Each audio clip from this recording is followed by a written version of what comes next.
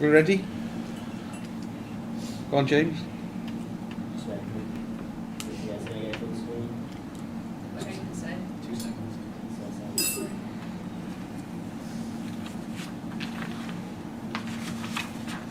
Oh, so I can let the slide down then. Hey. Thank you very much. Hello everybody, thank you very much for having us here today. We're really honoured to be asked to come and do these kind of things. It's, we're just fish and chip shop owners like the rest of you, so yeah, great. So my name's James, this is Bonnie, we're from Simpsons Fish and Chips in Cheltenham. You might already know that this year we won the Independent Takeaway Fish and Chip of the Year competition at the National Fish and Chip Awards. Absolutely ecstatic, obviously, to get that award. And today we're just going to show you a bit about how we got there and also what we've done since then. We opened this shop in 2009, although my parents have been in the business since 1976. We started our chip shop in a small rundown parade of shops. There was nothing either side of us, but luckily the whole area has been regenerated. We've had new houses built, the whole row of shops is now full. We've had feedback from the council, but also the public in general, that we've helped grow the area, which we're really proud of. It gives us a real good community spirit that we've helped the regeneration of that part of Cheltenham. Yeah. When we were doing the shop there, people were coming up to us telling us that we were absolutely crazy to put a fish and chip shop there. There was already one down the road, a not very good one, but it could be worse. You know. But for us, we just, there was something about that site that we loved. We loved the sort of the way that you came up the end of the road and it just filled up the whole space in front of you. And we just felt with our gut that it was going to be a success, and we were just going to make sure that that happened for us. So we've always wanted to have a bit of a wow factor to the shop. Our background is actually in fine art. We both did fine art degrees. And at the end of that, we realised that there's not much money to be made in that. All of our friends went to go on to become teachers or living in squats in London making art, and we thought actually, we've got a good solid background in the family business, and we think we can make something really special here. So we've kind of had a bit of a creative eye with everything that we've done in the shop, and we've always wanted to have that wow factor. We've always wanted to have an open kitchen so that customers can come in and they can see exactly what's going on, so they can trust exactly what we're doing. They can see that it's clean, that it's bright, it's airy, and it's just a generally nice place to be. In January, 2 days before the awards, we had a restaurant refit. We opened 2 days before the awards, so we knew we had to get open in the event that we would win, but it was a bit touch and go for a while. So we've got a new look in the restaurant, got this nice mural on the back wall, and we just wanted to make it more modern. We know that we're competing with other restaurants, not just fish and chip shops, not just other takeaways, but we're trying to promote to a new generation of people that need to come to restaurants, and we want to promote fish and chips as a modern dish, as well as having that heritage. We believe that we have to have a strong brand to compete with those restaurants. We're not just competing with McDonald's and KFC, we're competing with, well, although they're massive brands, we're competing with also local niche cafes, and we really have to push ourselves to get families and parents and everybody in to come and eat with us, because if we're not at the top of our game and you can instantly recognise our logo, we're not going to have those draw of people. Absolutely, and part of that is having up-to-date websites and mobile websites as well, because most people are on their phones a lot more than they're on computers these days. We try and have a really strong brand online to navigate people to our websites and through social media. We do as much posting without being annoying. I think there's that a tipping point between annoying and informative, and I think you've got to get that right before you can involve people in it. But also it's about being a bit cool as well. So this year we had the Tattooed Santa, so it's just trying to keep things up to date so that when people visit our website next time, it might be a little bit different to last time, whether it's a blog or whether it's something seasonal. So we have our marketing team on a monthly retainer, because that pushes us to make sure that we're always doing something. Otherwise we might just say, yes, that looks lovely, and we leave it like that for years. So we work with them to make sure that we're keeping everything up to date. We've always been really passionate about getting kids into the shop. This started, we did a colouring and writing competition with great prizes. So the colouring competition for the under-7s, won a bike, and we had a Kindle Fire for the short story. The short story that this girl wrote, she was 12 years old, she wrote a story about not taking too many fish out of the sea.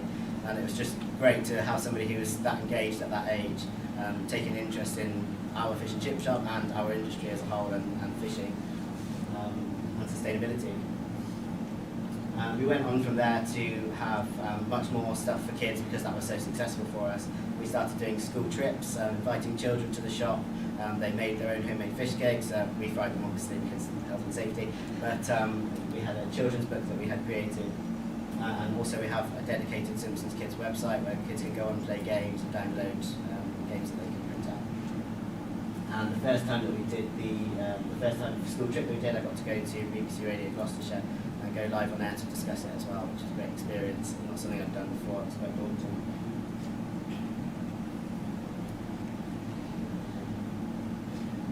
This is, we have a team called So Gloss in our area that are an online magazine basically, and we had all our journalists come and cook fish and chips to sort of teach them that they could talk about it, so they could blog about it, to show how difficult it is, because a lot of people think it's incredibly easy. So we had, I think, 5 members of their team come in for the day with us.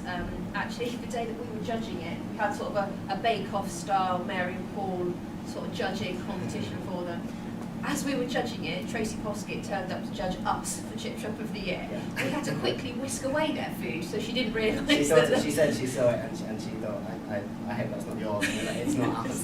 It's not ours, they've done it. But anyway, we got there in the end, so it's fine. Yeah. We're always trying to do things that are fun for the industry as well, so just trying to take on board anything that's offered to us, any special days. So this time was Seafood Week. We had a board up in the shop where we collected memories from people about memories of fish and chips that they have from either when they were younger or just nice memories that they have from now, and things that they associate with it. We've got local celebrities and national celebrities actually to get involved there. So, and hopefully we can use that data in the future, that we can make maybe a film or something that people can watch about people's memories of fish and chips. So hoping that will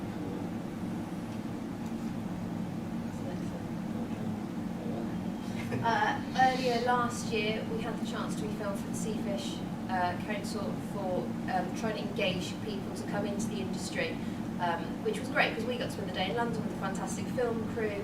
I think the website was used, the video was used on their website to encourage young people into the industry. It was part of a whole fishing thing, so there was a young fisherman and a fishmonger there as well. It was a really great day that we got to, a lot of knowledge that we got to pick up from them. I was also lucky enough to be filmed in Norway as well when we were on the vessel, although we were heavily sick.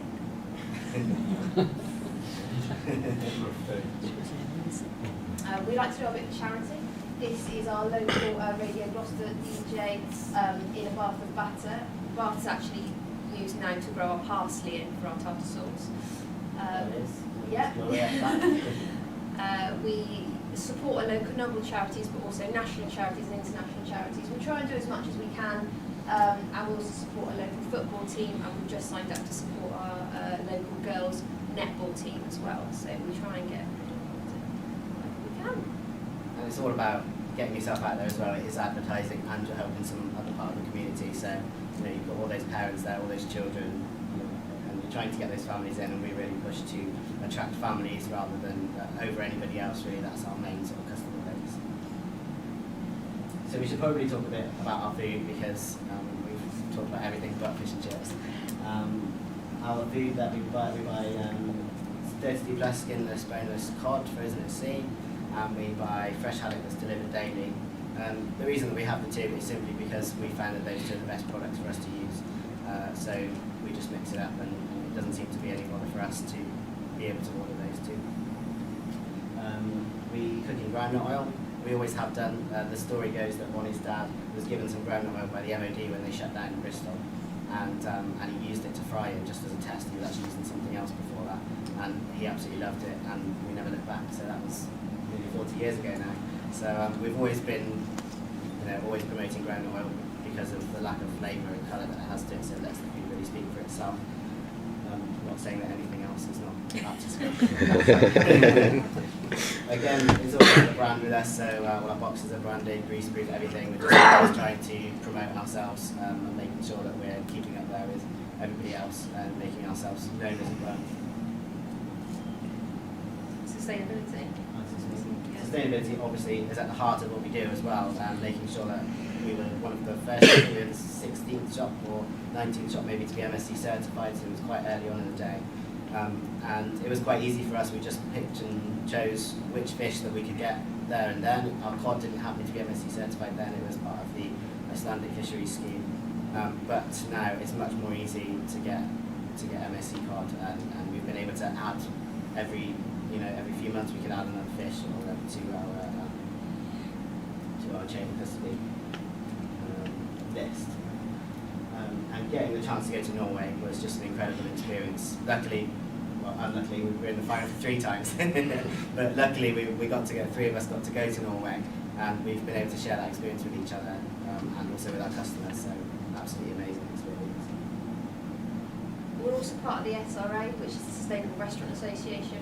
We try and get involved with them as much as possible, and we're working towards, I think it's 3 stars. Trying to get our 3-star rating. Yeah, we're currently at 2, so we're just trying to do what we can to improve. We have our fish and chips nutritionally tested. I know a lot of people do now. We were one of the first chip shops to do that. We also have a gluten-free day every month. We actually, excuse me, we shut down on a Monday morning and we have a huge deep clean, therefore we can actually have celiac customers. We don't fry side by side and we don't offer it as, come in and we'll do you one, because we believe if you want to do it properly then we have to completely have a no. So it's exclusively gluten-free that day, some changeable menus and everything. And I think it's great that people are doing it side by side as well, and I think if you're doing that well, that can work great. For us, I suppose, people come from a bit further as well. If they know it's exclusive, they sort of trust you a bit more. And I would say that that Monday, the gluten-free Monday, is probably 3 times busier than a regular Monday, so it definitely works for us to do it in that way. Although that I know some of our competitors locally are now doing it all the time, so you can just call up and do it, and that works for them, so people can pick and choose where they'd like to do it. Last year we signed up with Deliveroo, which is they only deliver from restaurants, so we're quite lucky to be part of that. There's no other chip shops that use it locally to us. It's all done through an app on people's phones. I think they deliver in a 3 kilometre area. It's been a great expansion and it grows week on week for us. It's, we don't use Just Eat and things like that, but we do use this and it's been fantastic. Yeah, it has, and I think because it is restricted to such a small area, and because you have the guys on mopeds or bicycles, they're not going to get stuck in traffic, and it really makes sure that the food that they're getting is not going to be any different from if a customer came in to cook and go. And also great because they pay restaurant prices and they have a takeaway, so it works for us. Okay, so last June we started out as a catering at the Cheltenham Food and Drink Festival. We didn't have any money to start it, so I asked for some pallets from the spud man, and he obliged, thankfully, and I created this little pop-up shop that you can see here. It's been a really successful thing for us because we were often asked to do weddings and parties and events, and we were trying to cook it at the shop and send it there, and it was never going to be as good as we wanted it to be, because when you're bagging up 100 fish and chips, by the time you got to the last 10, the first 10 have sweated a bit. So we just thought this is where we're going to go. So we just bought some little electric fryers, and we plug them in wherever we go. And yeah, it's great. It's a great addition to the business, and it's a really nice thing to do because you're always in really nice environments at these parties and get chatting to people. They're often customers as well. You get instant feedback. It's been really great for us to grow that side of our business. Of course, none of this is possible without our staff, who we love, and sometimes loathe, but usually love. This is us at Christmas party and team meetings. That's actually our restaurant before we had it refitted, so you can see the difference there. It's like twice the size. Although the tables weren't held together like that, obviously. So I am actually terrible at selfies as well, as you can see. You want Callum to show you how to do it. So on to actually getting the award, we applied 4 years for Fish and Chips of the Year. The first year we managed to just go in and somehow we came second. We have no idea how that happened, but we just did it, and I think that we were bringing something maybe new and something that people hadn't seen before to the industry. And we were really passionate about it, and that was amazing for us to come second that first year. Everybody kind of knew Callum was going to win, so for us it was the race to second, and we were really proud of that. The next year we got knocked out in an earlier round. We were absolutely furious. And then the next year after that we came second again, we just kept getting beat by the Scots. So we knew we had to call something out the bag this year. And we finally did it, so this year was our winning year. So yeah, it's been a bit of a whirlwind ever since. As soon as we came off stage, we had to go for photos and then to a media room where we were talking on the radio and getting set up for the next day on this morning, which was... It was a fantastic experience for us. Luckily for us, somebody had actually arranged to have somebody's mobile chip van on the South Bank for us. So we just got to basically walked into this guy's chip van and fried fish and chips for about, I think it was about 100 people in the end, but it went, we had to go up to the studio to give it to Holly and Phil.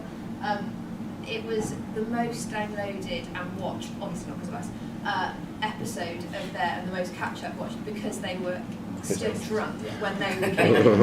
It was the night. They'd been at the National Television Awards the night before and they were absolutely hanging. And it was all genuine. We got to work before them, so... So we've done you a favour then being drunk. Definitely a good day for us to be on. Yeah. So. We straight away after this, to quantify the amount of shares, I think we've had about 3,000 shares of the Guardian article alone, and we've had a lot of publicity throughout all of the media, worldwide as well as locally for us. Yeah, it's been a bit overwhelming really to try and keep up with it, and we couldn't keep up with the notifications on our phone. We were having to just hand it over to other people to do because... Yeah, luckily our PR team were there on hand to take over. And I guess since then we're just trying to serve everybody really. So we're trying to carry on pushing the industry forward and carrying on to try and show everybody that we were legitimate winners. So this was a couple of days after winning. It kind of took a little while for it to get out there, and then by the next weekend it was like this. So obviously I can't complain with that. Yeah, great experience, great buzz in the shop. People didn't seem to mind waiting, which is, a change. We had a nice double page spread, which is usually a local celebrity in the local newspaper, and they did a spread on us. And also at the bottom left corner there, that is a lady came from Home Office. Yeah, he came to promotion about living wage employers, small businesses paying the living wage. That was obviously before it was legal to do so. So that's good. And the first thing we did after that was get a 50-foot banner across the top of the shop in pink to be on brand with the Fish and Chip Awards. We just thought this is 1 year, we've got to shout about it, and what better way to advertise it than on the top of your shop. We're always looking at ways to get interest within our social media, with it just not being like, how pretty is our fish and chips. We've recently employed a lot of new young members of staff, and a lot of them tend to be boys, and a lot of them tend to try and grow beards. So I decided that they all needed a good shave if they were going to serve our customers, so I got in a local barber van that came in and set up outside the front of the shop. He luckily obliged to cut everybody's hair, shave everybody, give them a nice back rub before they got back to work. We've also recently batted asparagus because it's quite local to us and in season, so we've had a huge uptake on that. And on the back of Deliveroo, because we won, they offered to give us some marketing money and materials.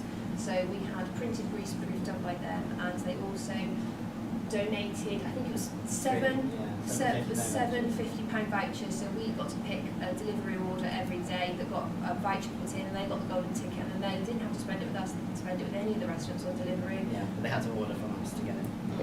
Yeah, so that's a great thing that we managed to get Deliveroo nationally to push as well, which was great.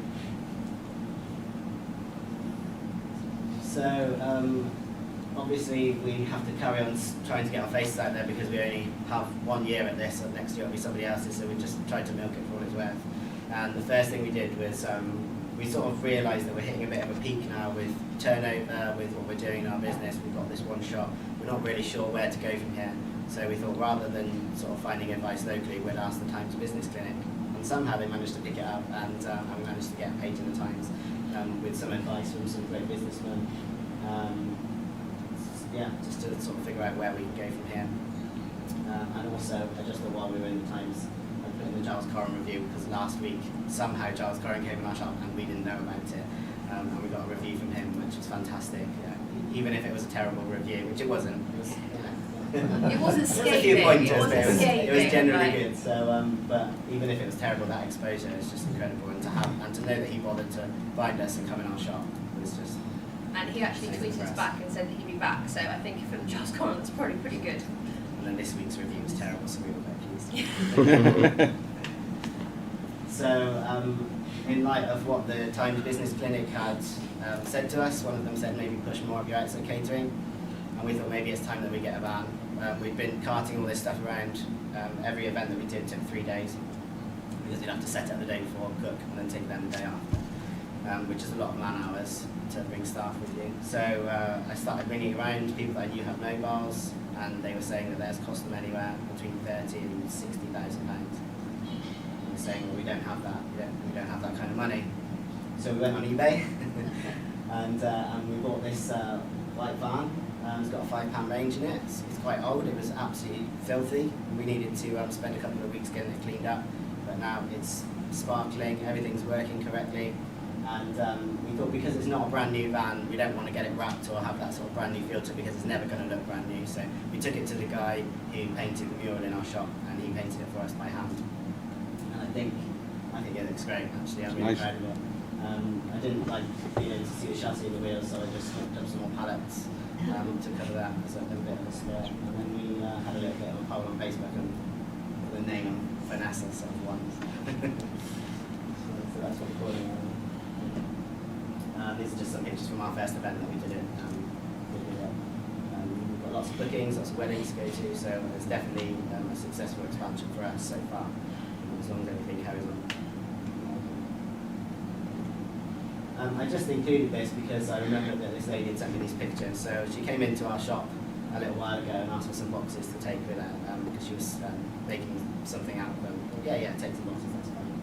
So I gave her a pack of boxes, and she came back in to show me these pictures of what they'd done, showed me some models that they'd made, little games and things of disadvantaged children in all countries. A lot of them are disabled because they've been starved with oxygen at birth, and there's no medical people there to help them.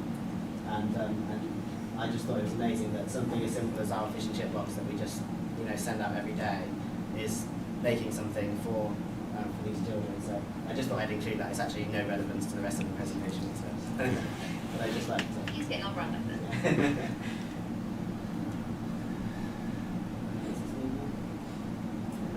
So after the competition, after we won, we realised we had to make ourselves available to people, and we weren't open for 7 days yet. We were only open 5.5 really, and we thought the time has come that we're going to have to open on Sundays. We've never wanted to do it. We've always seen Sundays as a family day, but we thought if we want people to travel, we can't just give them that Saturday option to do it. So we started open on Sundays, and it was a little bit slow because people aren't used to us being open. So we thought, well, we're going to need to promote this somehow. So we decided to go again for the family element. We said kids eat free on Sundays, so for every paying adult, they get a child's meal for free. Which seems that it's only been 2 weeks, but there's definitely a few people coming in that have seen that. We've got some great exposure from it more than anything else. So even if we aren't getting families in, people realise now that we are open on Sundays. So last week was much busier. We're also setting up what to do for the Queen's 90th birthday. Again, it's just trying to get hold of anything that's going on around you, and doing something relevant to your business that you can do.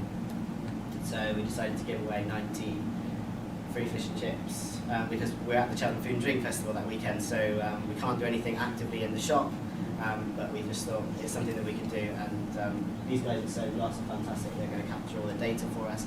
I only have to pay them in fish and chips. I've just got to go there with a van and feed 20 people, so it's worked out really well for me.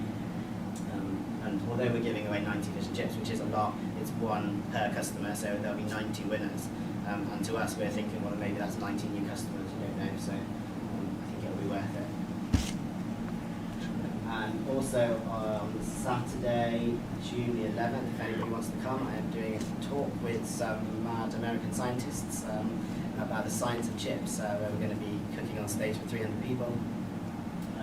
Trying to cook for 300 people on a double fryer best I can, and they're going to be getting chips out of various stages, getting them under a microscope, seeing what's happening, trying different ways to cook them. I think that's going to be a really great event, and I was honoured again to be asked to be part of that, so it should be really exciting.